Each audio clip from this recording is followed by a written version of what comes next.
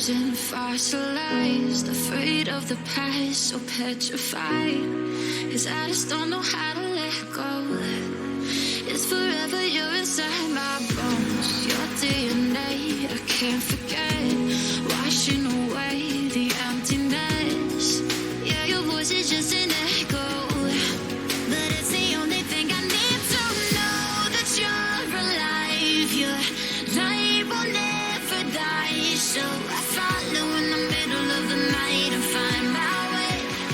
You're my constellation.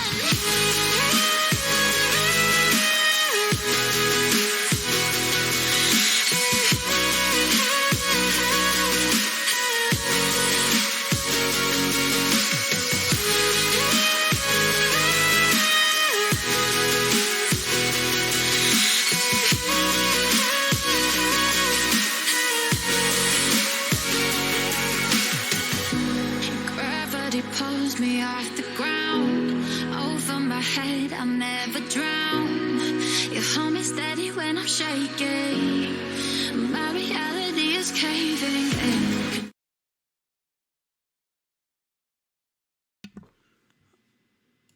All right. Hey, guys. Can you hear me? Should be good to go.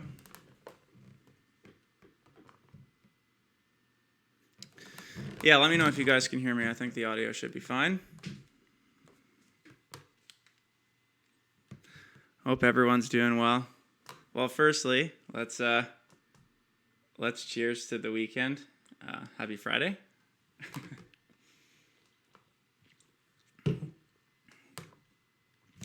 Yeah, so what we're going to be doing today is I'm going to be doing a production stream. So I'm going to be going over some music that I'm currently working on, and answer any questions you guys have. Just hang out. Any general questions that's non-production related too, totally cool to answer. And at the end, most likely show you guys a couple upcoming songs as well. Yeah, so let's go from there. I'm just gonna have some fun here, and this is a current song that I'm working on, and yeah, I'm just gonna start producing. This is kind of something I started a couple weeks ago, and yeah, let's go for it. So I'm just gonna let it play through first.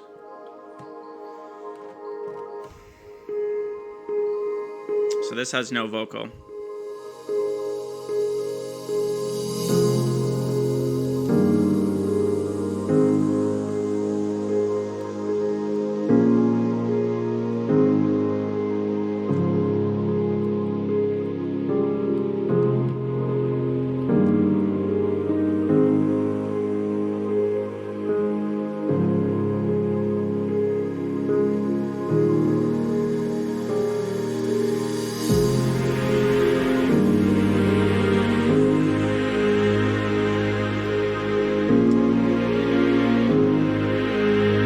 Pretty stoked on this one. It's really pretty. So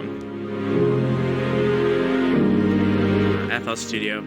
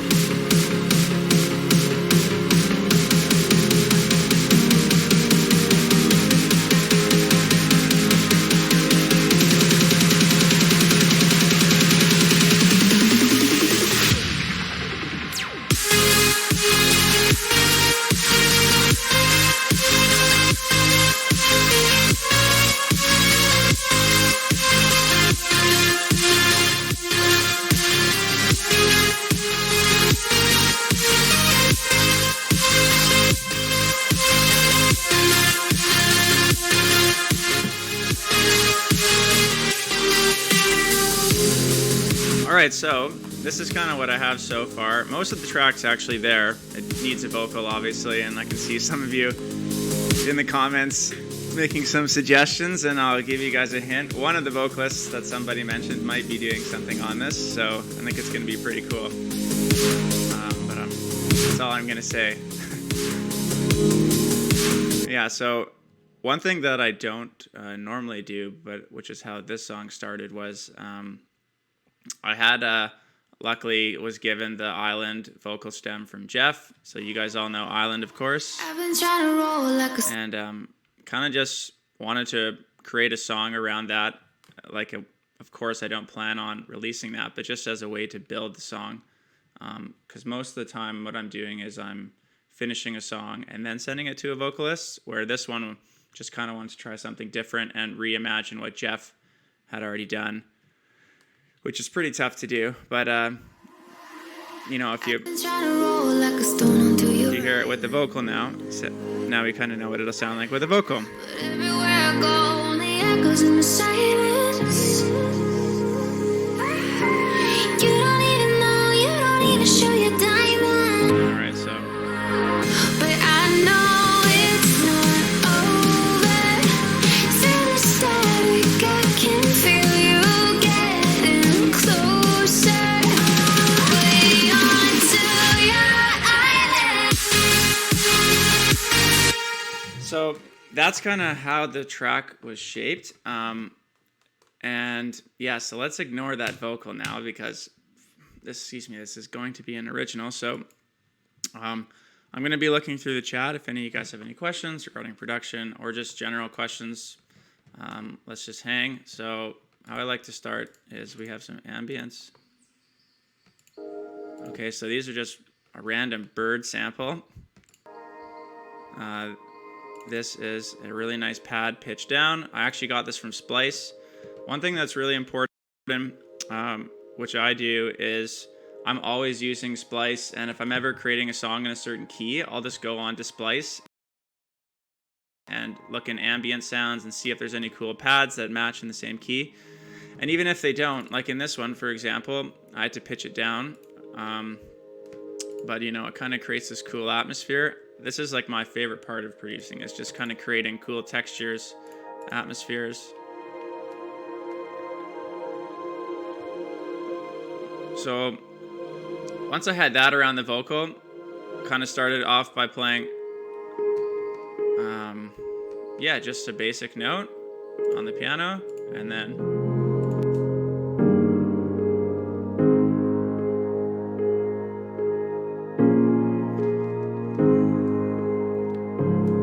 so this piano is, let's go back and see what this is. It's most likely Contact. Yeah, so we've got the giant piano from Contact, and I've got it on a pretty soft setting. And is there any velocity? A little bit of velocity change. Then we've got the main piano chords, or two layers. Another giant layer.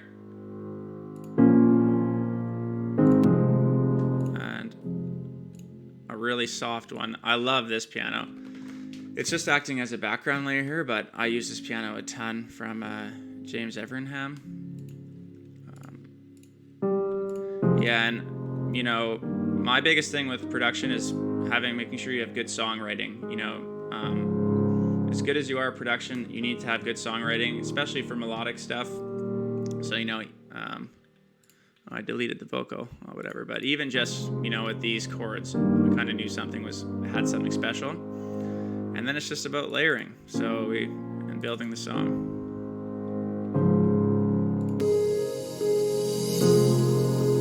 So have some choir, organs, some nice strings, doing some volume automation. So these are bounced out. Just to save some CPU space. Yeah, if you guys stick around, I might show you a song with Roxanne at the end of the stream.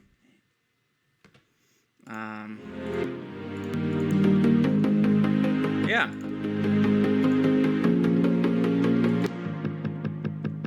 Add some bass. What else? Yeah.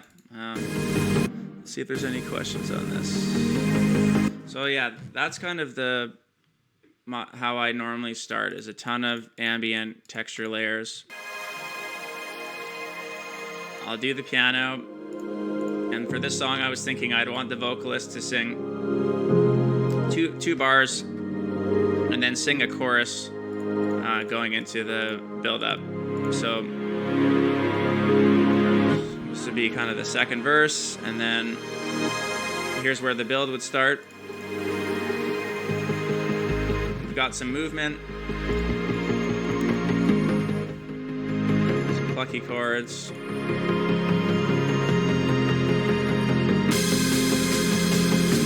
Claps.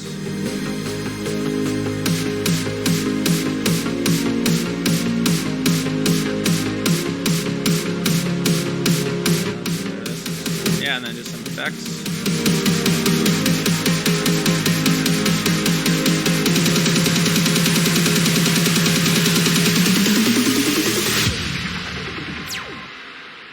Yeah, so that's kind of leading up to the drop. How do I mix so many layers together? Honestly, that's just, I think, years of practice and kind of knowing what sounds you need and what sounds you don't need. And also, kind of trying to differentiate between what you want as your main sounds in a certain section. So, for the breakdown, I want the piano to be at the front, of course. And all of these texture layers are kind of in the background, so I have some reverb on them, kind of anything to push them back in the mix. So they're, just adding lots of detail and texture.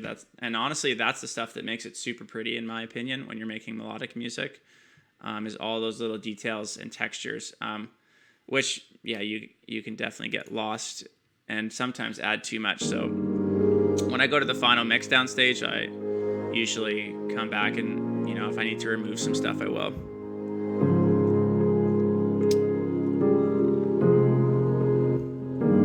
Yeah, I'm assuming most questions about the drop. So let's go to the drop. What do we have here? So let's do some chord stacks, which, there's lots of tutorials online. Sam Trivecta's done some. The Crystal Skies guys have some awesome tutorials on, anyone looking to layer just basic saw chord stacks. But let's just make sure I get the MIDI playing.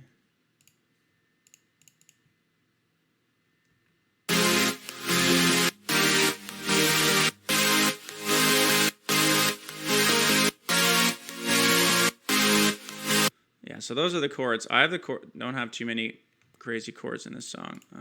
Of course, they're bounced. You guys might have to turn it up here a bit. Actually, I can. Let me quickly delete this so you guys, or not delete it, just mute it so you guys can hear.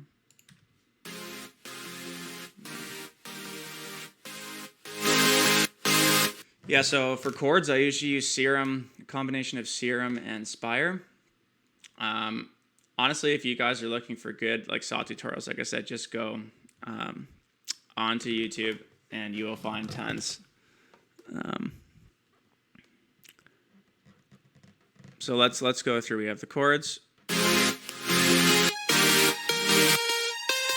Kind of a weird square top lead.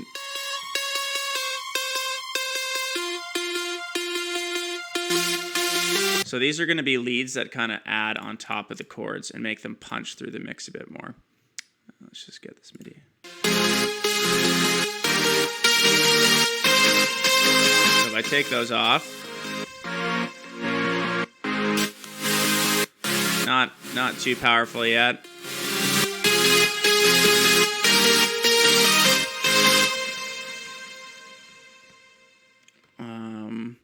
Yeah, so for getting saws loud and avoiding harshness, I would say it's about EQing. So let's actually go and see how I've EQ'd these.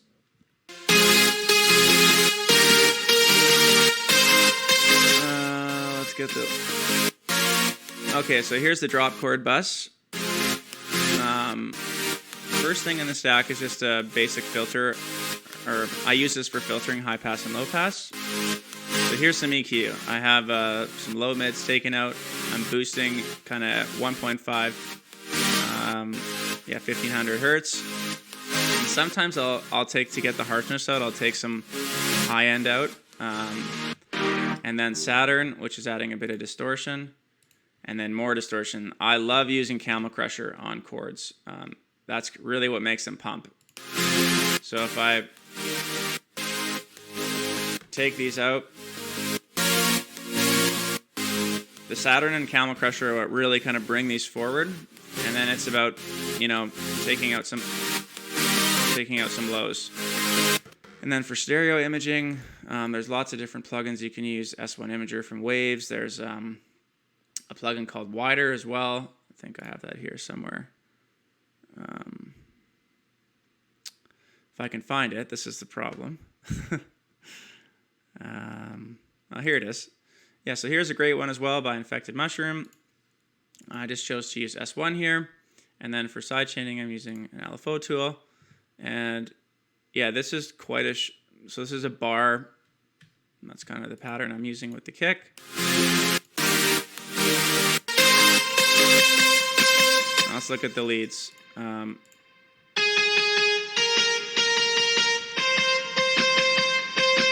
So that's a guitar, obviously.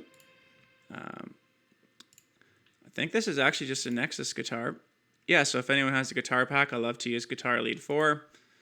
And then I'll run it through some Camel Crusher, a bit of stereo widening, really wide here, which I think I did because that guitar from Nexus is not stereo at all. And then just layering it with a nice little trancey. Oh, and it's not even playing. Lead. So that's them together. And then we're adding these ones in. Kind of like your classic EDM saw. Yeah, and just kind of some layers.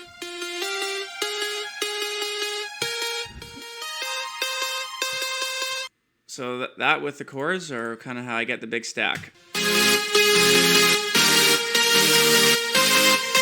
And this song is pretty far from done too. Like, I'll most likely get a vocal and then really go back in and, tweak this a lot because even the drums aren't sounding great yet. And saw someone say, is there a reason you're not sidechaining the snare? Yeah, like that's something I might do after I get a vocal.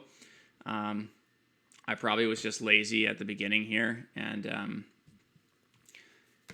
during the songwriting. Actually, I think I did sidechain it a little bit, but yeah, so what else is there playing in the drop stack here? So we've got the chords, the leads. Let me get this back on again. Sorry, guys. And then, again, more texturing to fill the background. Super important.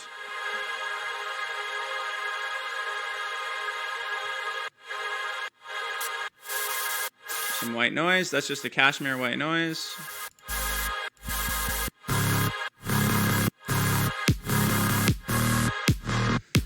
Okay, let's see the kick.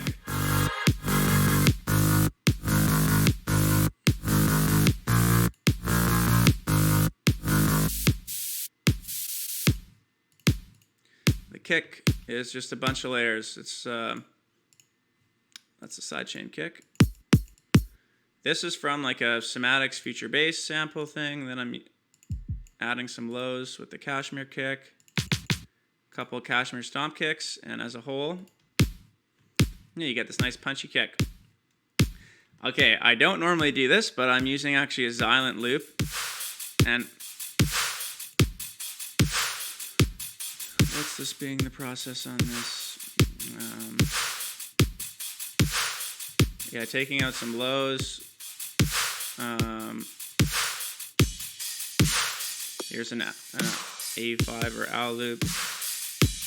Okay, and these have snares in them, so what I've done is, and sometimes they have kicks, so I've actually gone in and cut the frequencies, so there's none of the kick frequencies are playing. And then just a bunch of hats. Some cymbals, really important for making your drop sound pretty big. Some random background leads, and some effects.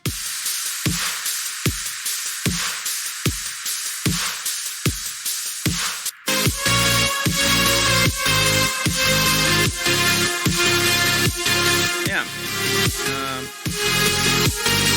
See, there's a lot. Here's I'm taking out the vocal layers, the texturing. I find it adds a ton.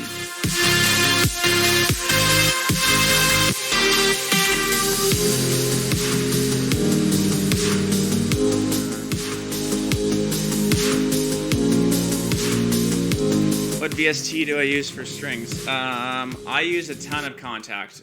Let's just open up a new instance. I use Contact for like all my orchestral stuff. I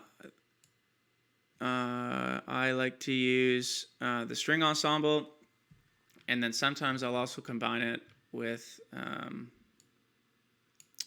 session strings and just get some like legato sustain for violins. And yeah, so I would say for anyone wanting to have high quality orchestral cinematic music,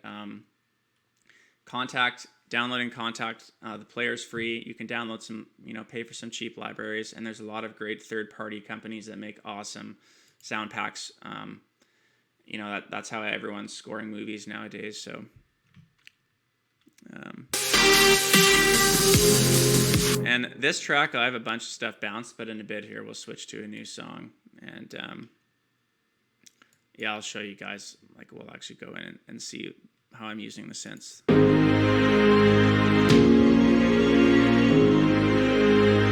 What else do we have here? Oh yeah, here's an example. So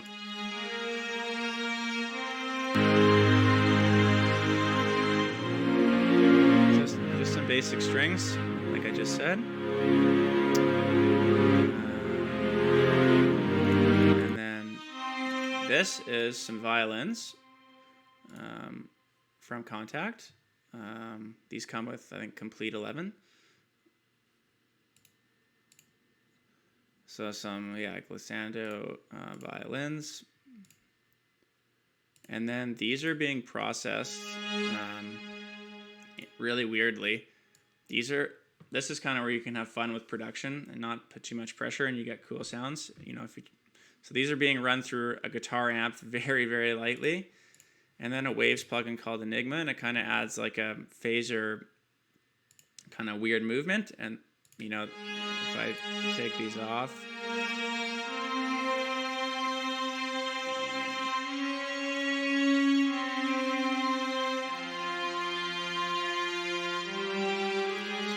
So these all together just add this weird, there it is, you can hear it now, this really weird kind of texture to them.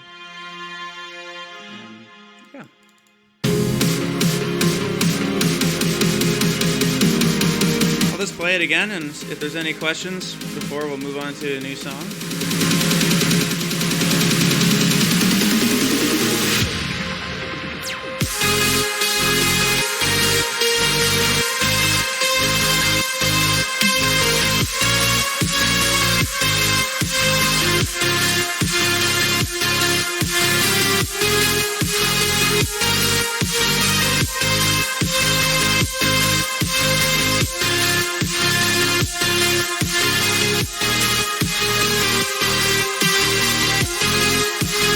Added a little pluck here, wherever it is.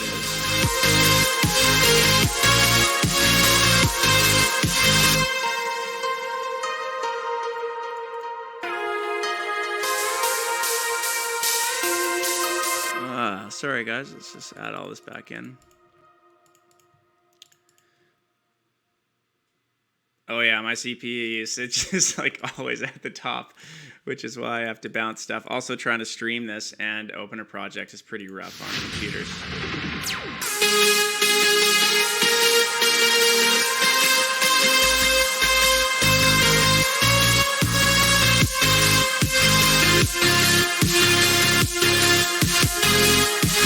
So what I like to do in second drops a lot is you have to add something different for the listener.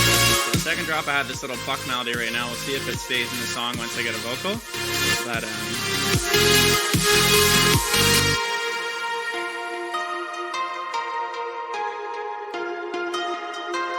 yeah, I saw a question.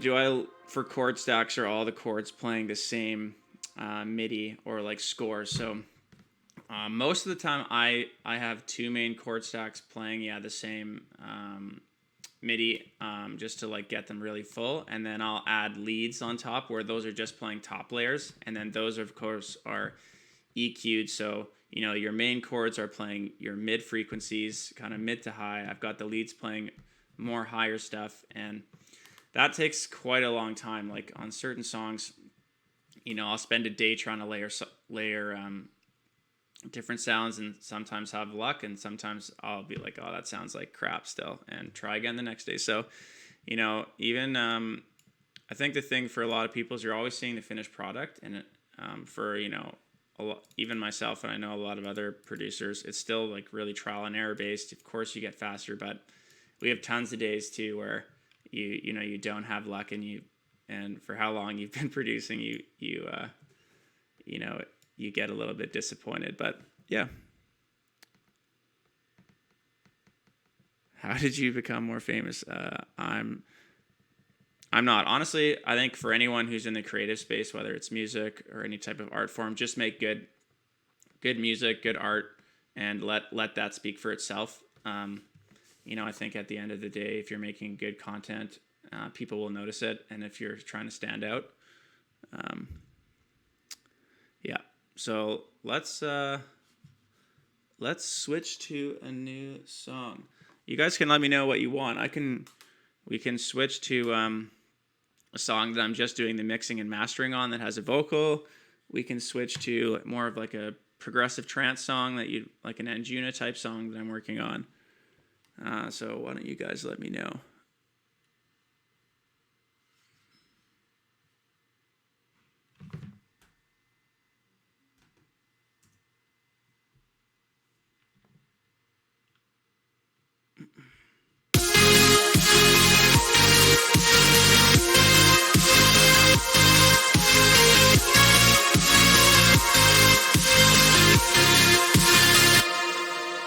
Vocals from Roxanne, Emery, or Rory. I'll try to show you guys both. Let's do some Anjuna stuff.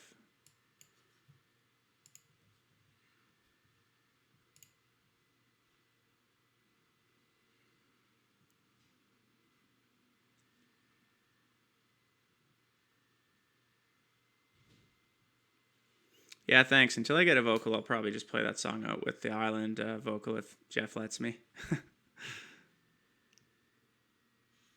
All right, let's see what this one is. Yeah, so if some of you have heard some of my other music, I generally make more like orchestral cinematic stuff. And I have a couple more Ophelia songs coming out this year. And now I'm kind of starting to experiment more with the melodic and Anjuna Ophelia type stuff, but trying to create my own sound within that. So it's been fun, yeah, it's been kind of something fun for me to try this year. No, I'm not showing you guys any collabs, but I'll show you guys. Here's a type in more trancey song, which I haven't done before, but and you guys can see that I'm no expert by any means. It takes just a while. Sure, we'll do some orchestral stuff as well. I'm only supposed to be on for an hour, but let's just start whipping through this stuff.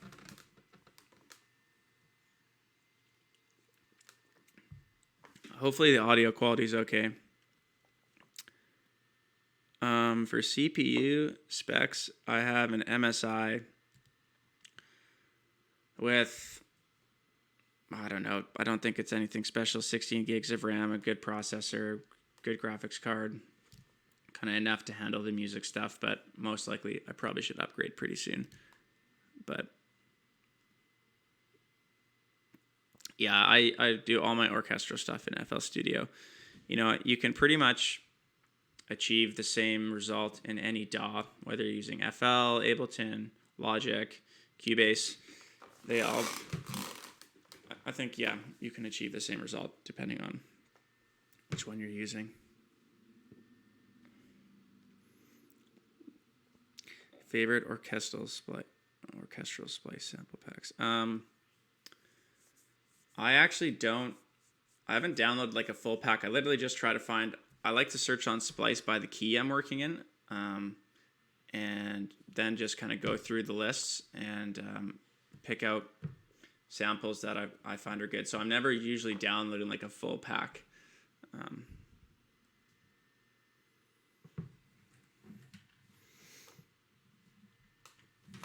All right, this should open up pretty soon here.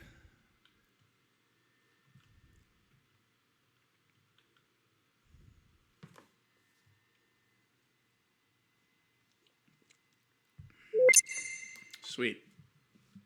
All right, so here's another one. I think, let's see, hopefully my computer's okay here. Let me know if the volume's okay, you guys. I'll try to turn it up here. Goudreau or Matthews? Goudreau for sure.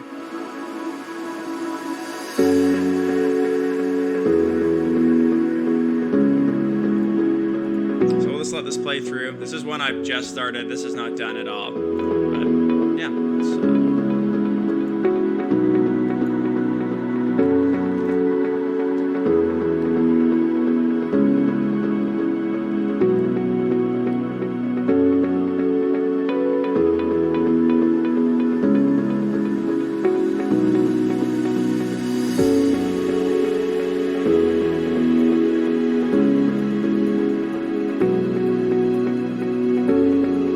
again, this one needs a vocal as well. But I really like the vibe of this song.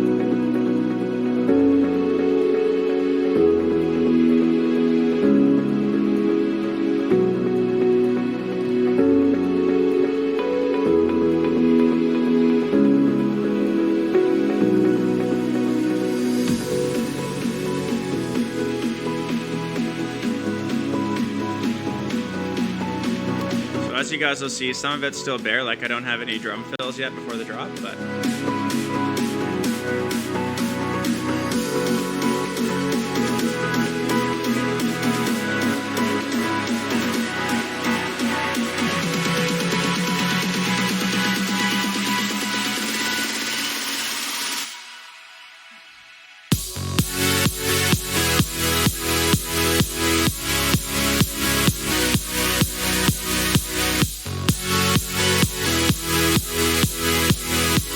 this needs some lead sounds for sure. It's just pretty much chords right now.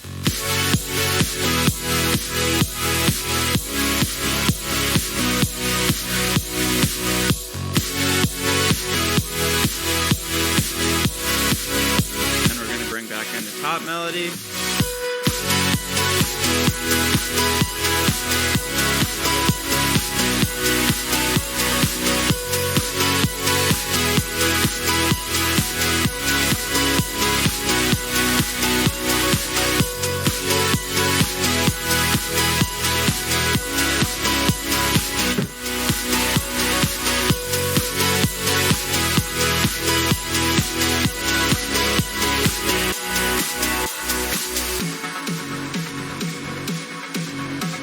This part's going to be fun to work on, but I haven't finished it.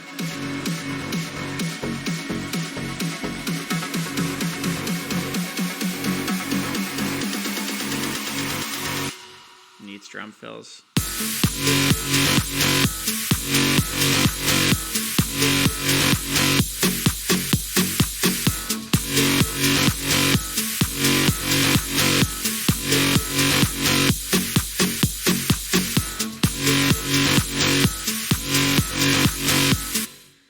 Yeah, so, I mean, I think what I'll start doing is trying to stream more, and, you know, I'll actually work on these songs, and you can just hang out and see, but I'll start going through what I have so far.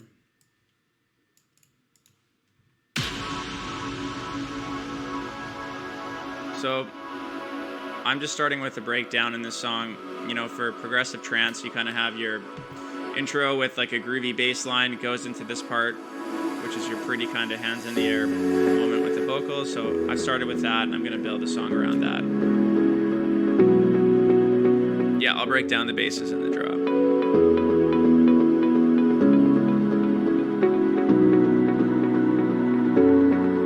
All right, so to start, we've got just some big impacts. Again, like I said before, starting with some nice atmospheric stuff.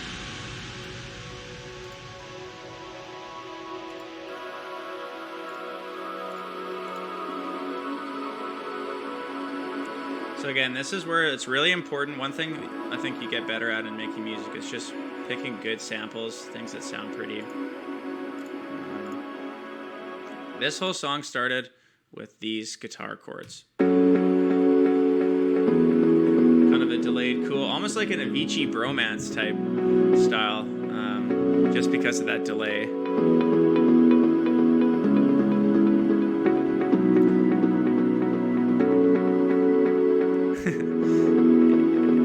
Yeah, let's see if we have time for some intense stuff at the end.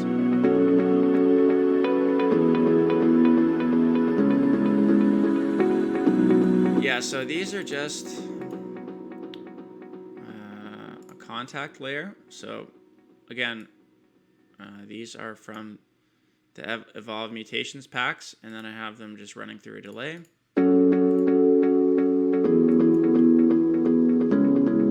That sounds super cool. One thing I love using for delays is the H delay. I recommend anyone who doesn't have it get it. Camel Crusher. What else? Some EQing. Lots of EQing here, so taking out a lot of the lows. Some weird frequencies. I can actually still hear a few that I probably need to take out. And then piano.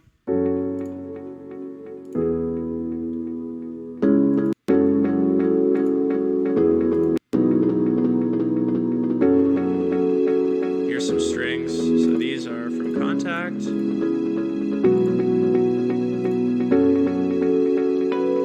just some sustains. I think they're just playing a couple notes.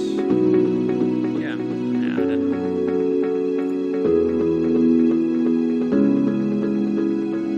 A weird panned effect.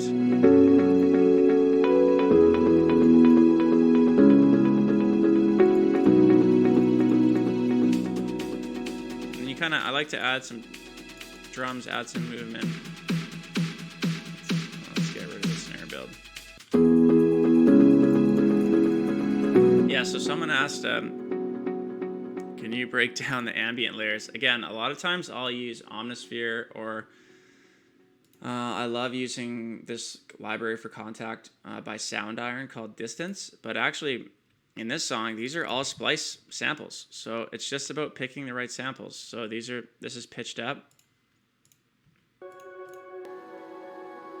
Kind of, I'll cut a lot of them too, so they match, but. So these are all from Splice. Everyone has access to these same ones.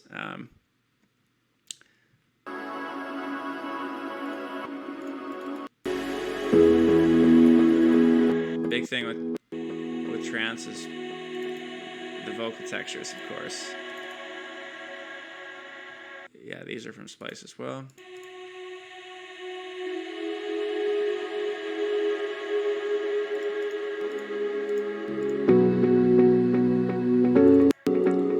All right, let's do the drop. I'm sure people want to know. Just play from the build.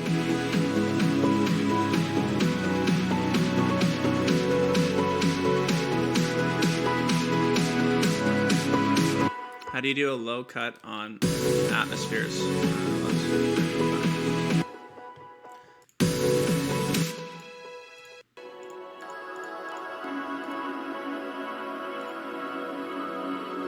Oh, look at this. I don't even have these being cut. Wow.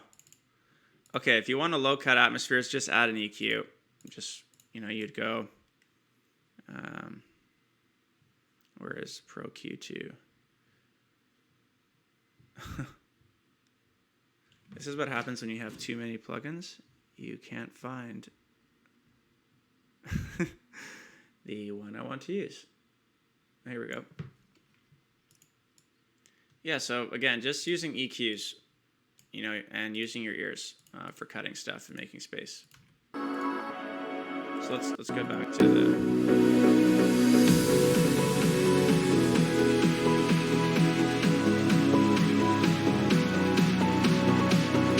So one thing when you're making progressive trance or even like melodic dubstep is there's not a ton of movement at the beginning where you'd have a vocal, so nothing's really being sidechained. Of course I have some delay, but you kind of want to start adding things that signal to the listener that something's coming. So I've got, some 1/8 chords, and the cutoff, so the filter cutoff is opening. And then they're being high passed out.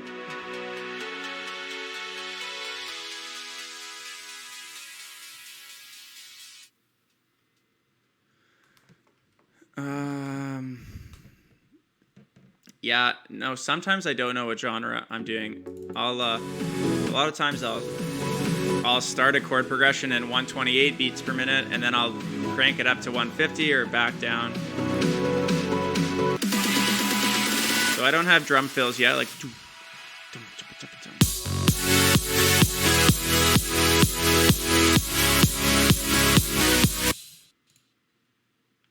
What are these? Okay, so here's the drop chords.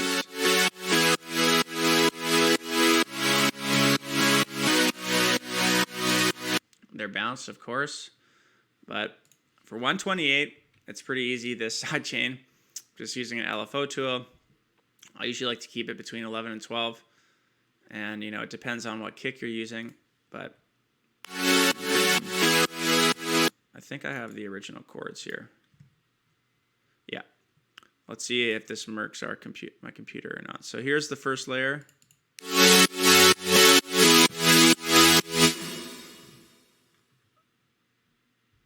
This is actually a chord stack from some pack called Singular Sounds Future Bass, the Sane Chokers, and then I'll mess adding another wavetable square. So it's drop,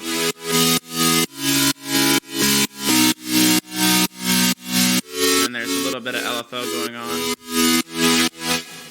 and combined they sound pretty sweet. So that's the first layer in Serum. And you've got Anna 2. This is an awesome synth. This is just like a one oscillator saw with the voices up at 6, and then just messing with the DT and listen. Yeah, so this doesn't sound good on its own, but so that's adding a top layer. I think I do this a lot. This is a trick. If you need to fill some mid in your chords, I'll sometimes just literally add the initial preset from Serum. And then here's a Spire chord as well. Kind of like a rough guitar sound. And then together, it sounds like the bounced version.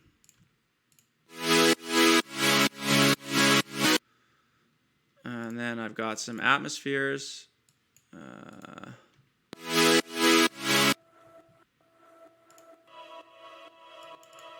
These are so important in drops, is getting these correctly. Just like adding that background atmosphere behind your chords.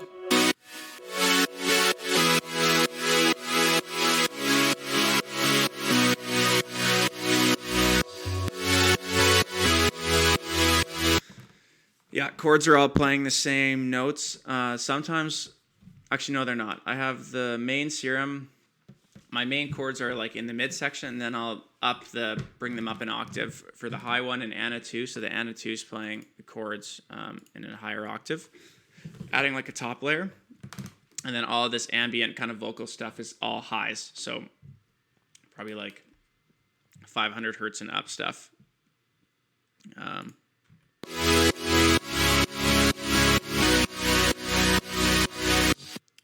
Does it matter if the background atmosphere is mono-compatible? I don't know. I don't know if that really matters. I've never thought about that. I think just as a whole, your mix in mono should sound good. but we can see. Let's see what these sound like in mono.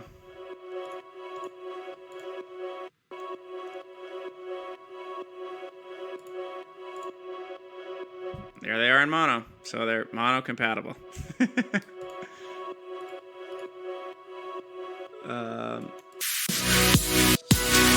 Yeah, so I've got this part, hands in the air, and then we're gonna go, back to a groovy part.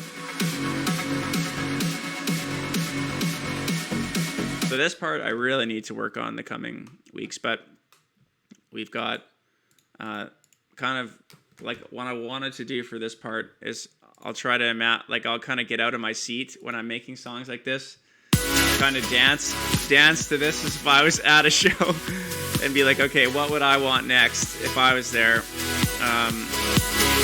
And so I try to create something like groovy. So this kind of is like a catch and release type melody. So we've got the bass is kind of giving you a question, or the question answer melody. And then we've got the answer. And they're being bypassed.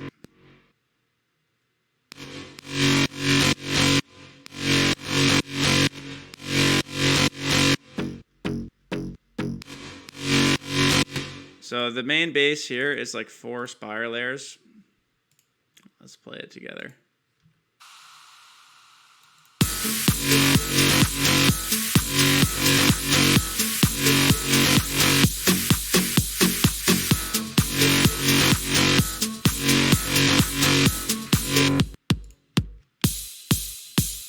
Get out of here, cymbals.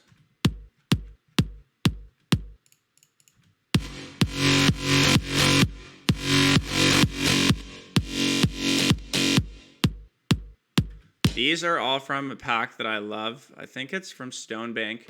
Some of you might know him. He's an artist that does a lot of stuff on Monster Cat, and I love a lot of the bass sounds.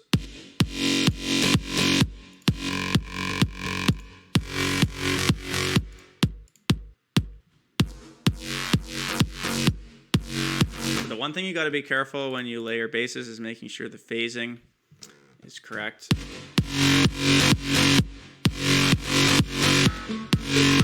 And this is actually just a loop right now that I have from a Vengeance Trance pack.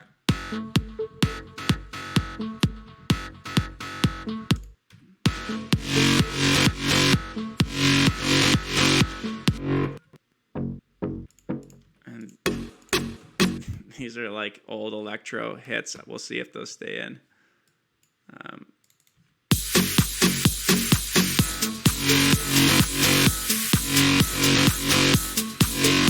Yeah, and to kind of make this part sound cool, I've got some cymbals over the kick.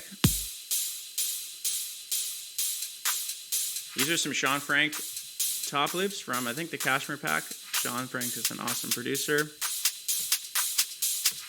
Cutting some Nicky Romero loops up. And then just some 3 white noise layers to fill the space.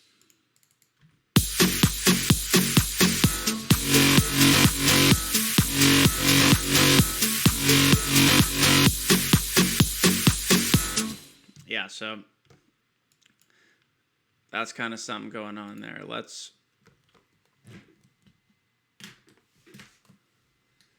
Well, I'm not sure what else you guys want to know. Maybe you guys want to hear some unreleased music. We could do that. Or I'll go through a mixing and mastering section. Maybe let's do that. Quick mix and mastering session.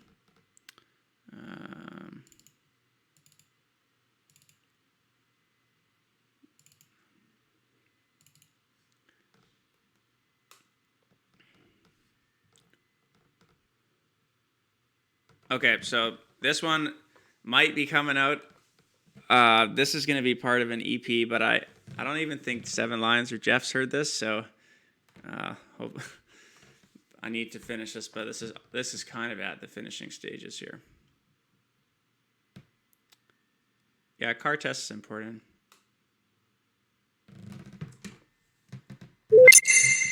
So This is like when I get things down to a mixing and mastering session. So I'll bounce out. Well, actually, there's still way too many stems, but I will try to get things simplified to do the final mix and master.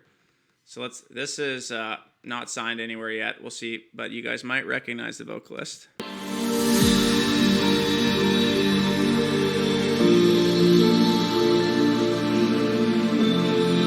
I have a lot of projects, probably, I don't know, 40 I'll just work on. Walking underneath the black of night, feeling like I'm only half alive.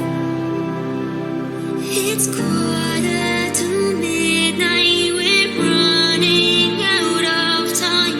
Nope, not really. For salvation, my whole life. Calling for alchemy, take all the misery, and the breath from my soul, and the breaking my bones. Whoa, calling for alchemy, want all of my history, and to right all the wrongs, all the things that I've done. I'm praying for someone This is going to be a big one.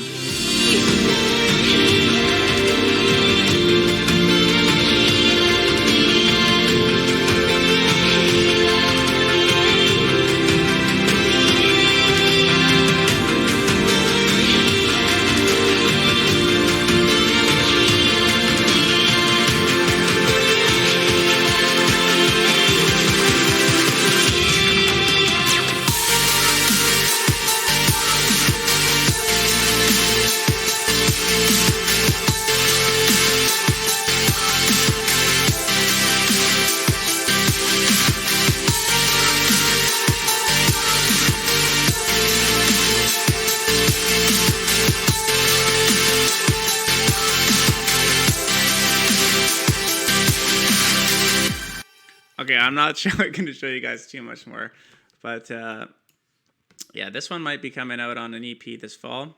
Who knows? But yeah, the sub slaps. I need to check that.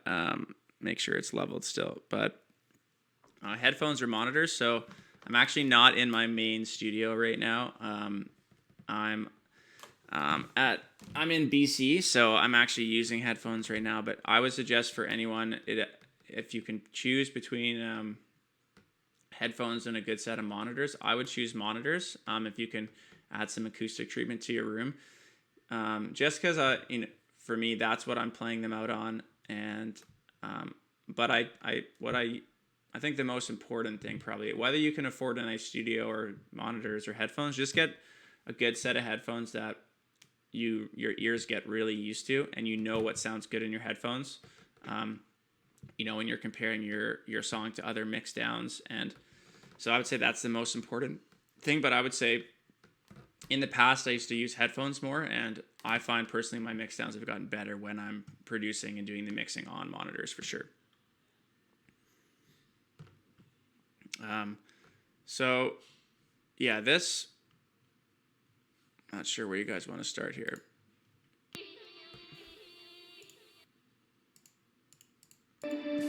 So we've got some rain, ambience. I'm going to show you guys actually how, we'll start with the master, just for some of you that want to know how I master.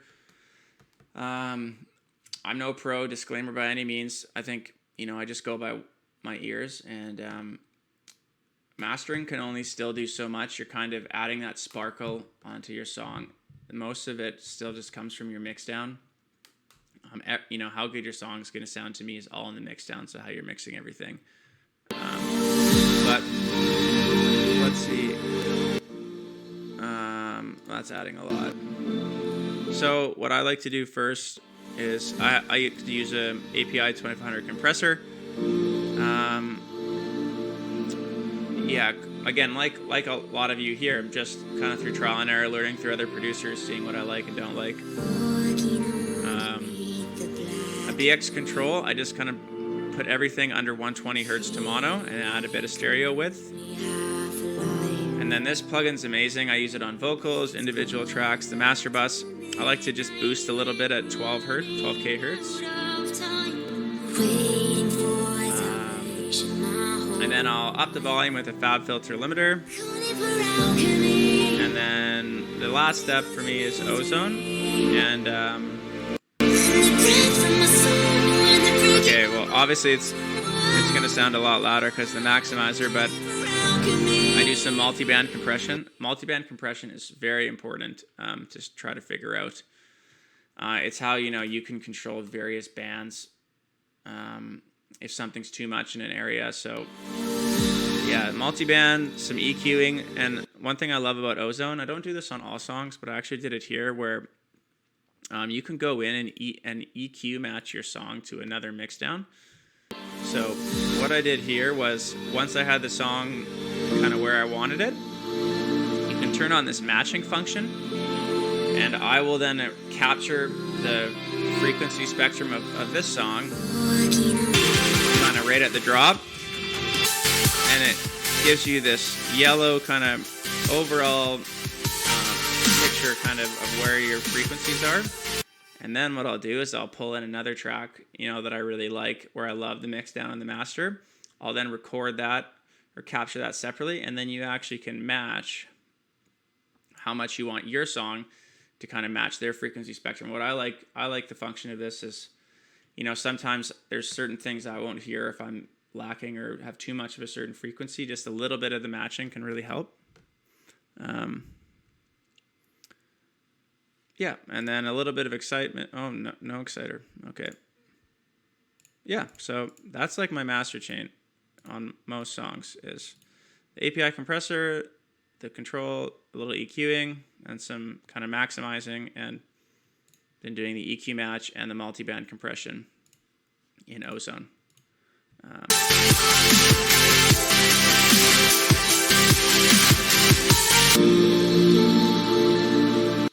Yeah, so this song started with a demo from Rory. The original was way different that she sent, and I just took the vocal and created a new instrumental around it.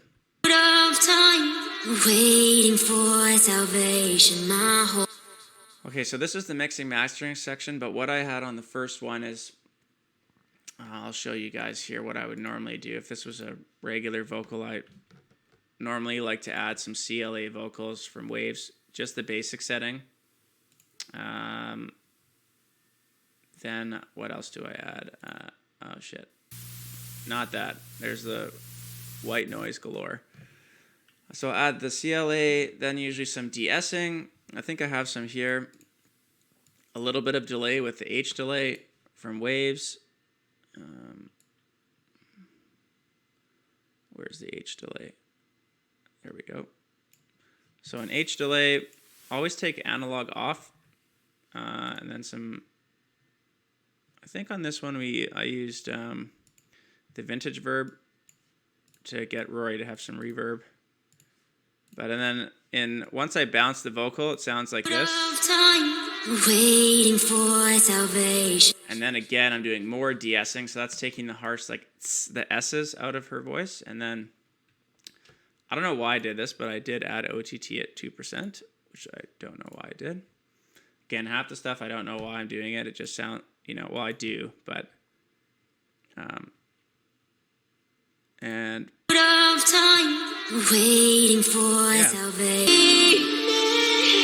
So when I start on the mixdown process, I try to get I'll try to get first just the very basics done first, which is match the vocal with the guitars and the piano. So let's get the piano first.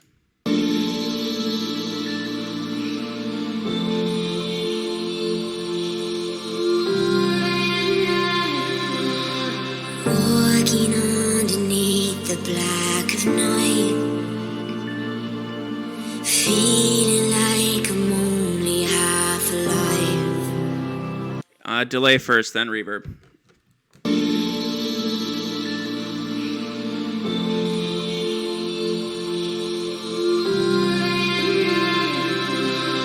Walking underneath the black of night. So I like to just start when I mix the vocal with the piano and the acoustic guitars, the main kind of elements of your song. And I'll add in the ambience. Running out of time, waiting for salvation my whole life. Calling for alchemy. And it's kind of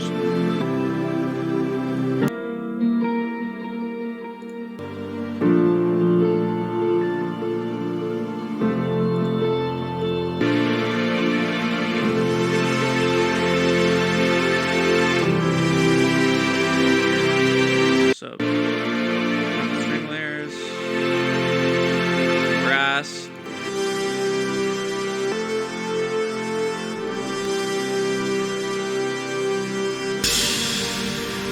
Big orchestra drums.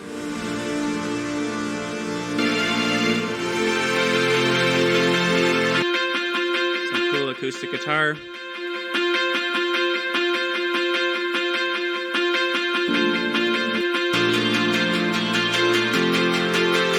One thing that Roy did, which I love here, is the backing vocals.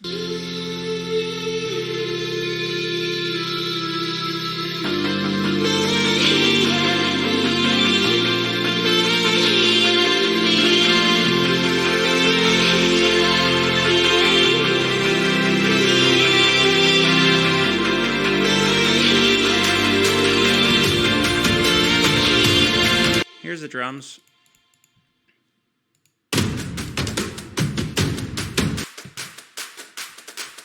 Those are just some marching band snares with some claps. Okay, this is a mix of Contact. I'll just go to a new pattern here. I love to use these drums for anyone that wants to learn how to use like orchestral drums. The Action Strikes pack from Contact is awesome. If we can get it to work. There we go. So yeah, these have like lots of preset loops.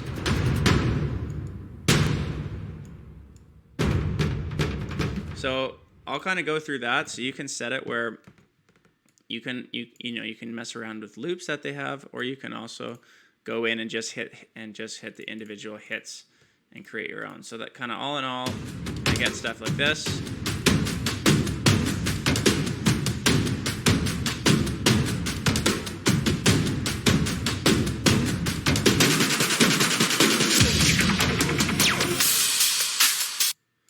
And then let's go through the drop. Here's the background and the drop.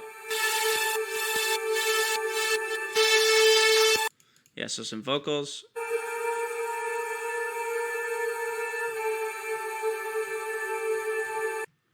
Where are the chords? You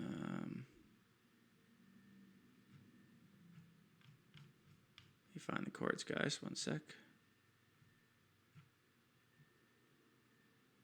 Here we go.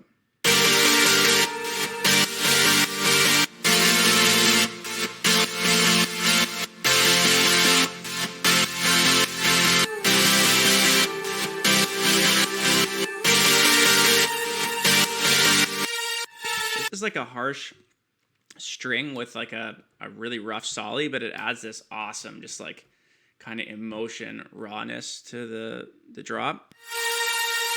When you put it with the chords, I love the way they sound together.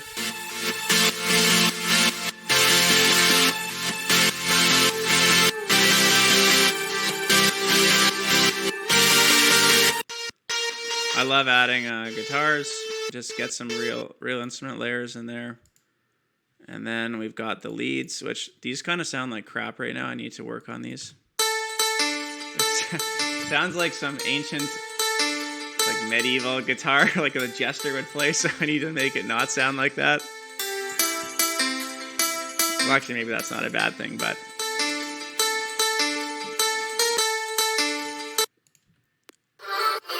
Okay, so this actually is one thing I need to work on the next week. Is this is a vocal sample that was already sidechained, so I really had tried cutting it up to make it work here, but it still sounds a bit off. You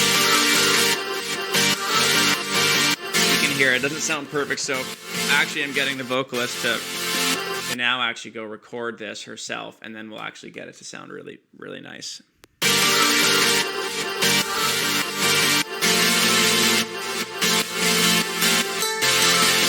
Yeah, and one thing I wanted with this song is, the chords were already so powerful, but they weren't enough to add movement. If you hear it without the guitar and the vocal, it's not enough for me. So, I mean, it's pretty good still, but here's this cool pluck, right?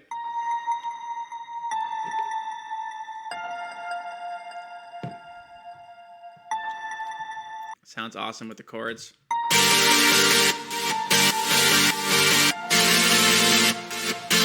And then guitars.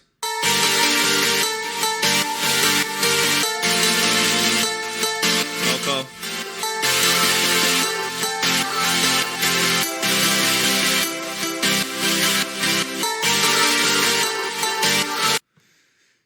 Yeah, so how do you control the reverb delay between chords? So normally I actually don't have a reverb on my chords, one thing that's a good thing to do is if you're using presets or any synths from like Serum or Spire, and if the chord, if they have reverb on them, a lot of times I'll take all that off, and then I'll add my own reverb on with Valhalla Room or whatever reverb plugin you want to use, Arts Acoustic, and that lets you control it yourself. Because if you're just using presets that already have all their own reverbs, that's where it gets messy. So I like to turn it off, and then you control your own reverb on certain sounds. So I generally like to have chords like without any reverb.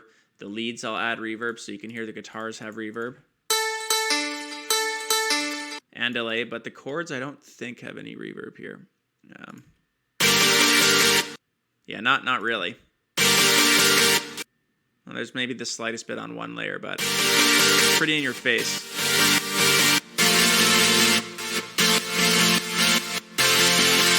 But yeah, so, and then I like to add a lot of reverb on the backing stuff, like these.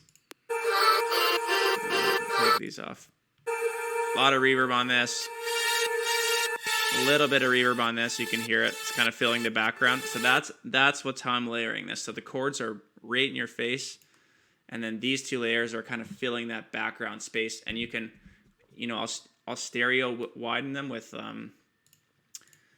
just so you guys can see it. Where's the S1 imager? I'll either use the S1 or there's the wider. Okay, so and then I'll go in and widen those background layers that have reverb to make them fill the space even more. And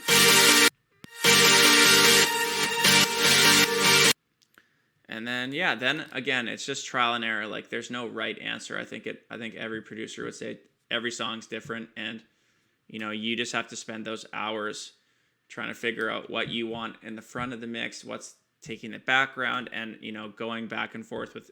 Sometimes I'll put reverb on, take it off. So.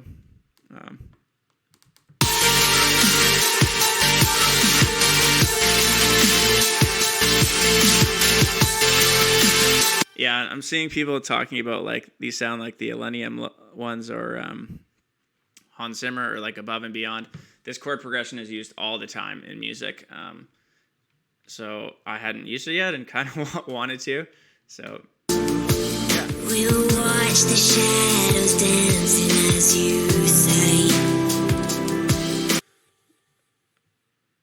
Yeah, here's the drop drums. Let's see what we have here. Again, I showed it in the last one. That's like layering some cashmere kind of stomp kicks with a basic feature bass one. Where are the other? Here's some drop percussion.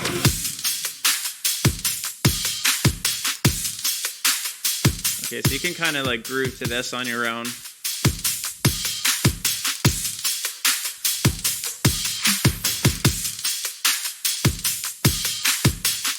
Yeah, as I'm Stratosphere saying, like you actually, I don't think every chord progression has been used in various tempos, and if you, it's all about what top melodies you use, and the tempo, the key, it can change so much.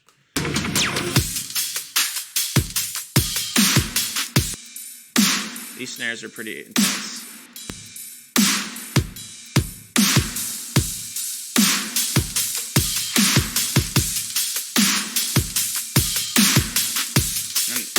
Drums are so important in making drop sounds full.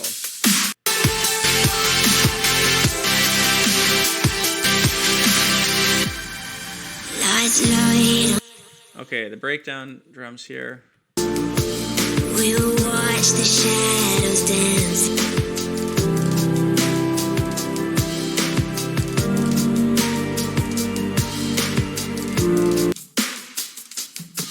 This is a drum percussion sample from Splice. And I'll show you where it is.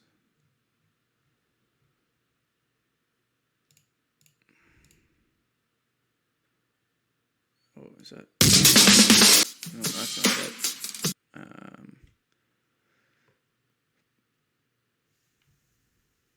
I just want to show you guys how, you can take loops, but it's all about what you do with them.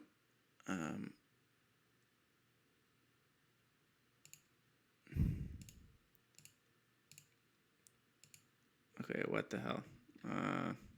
Anyway, these are from a sample pack from KJ Saka. He was like the drummer in Destroyed, and he toured with Illenium on some of this stuff, and he's an amazing drummer, and he has a bunch of acoustic and drum loops on Splice. They're amazing, and I'll take a lot of his and just chop them up and EQ them. Yeah, if you guys want someone saying about getting good kicks. Oh, right, so here's the drop kicks. That kick, if I was to recreate it, just so you guys can see and copy what I do for kicks, I'd change it in every song. It would be, I like to use the Somatics Future Bass Kick 1.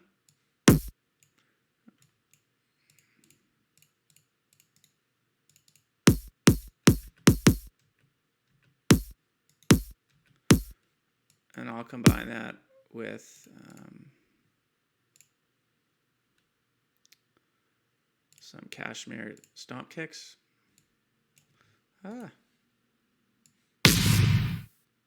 Sorry, rest in peace, your guys' ears. So this has to be EQ'd, the second kick.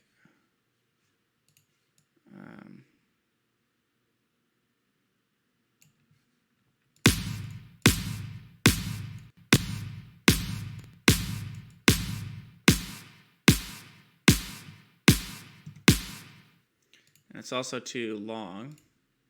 So one thing I like, the reason I use FL is because I'm just quicker in it.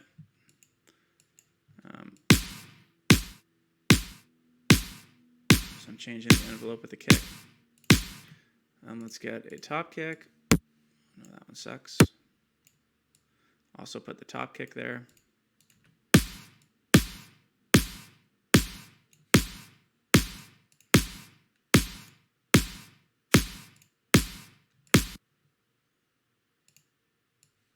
Here's another one I like.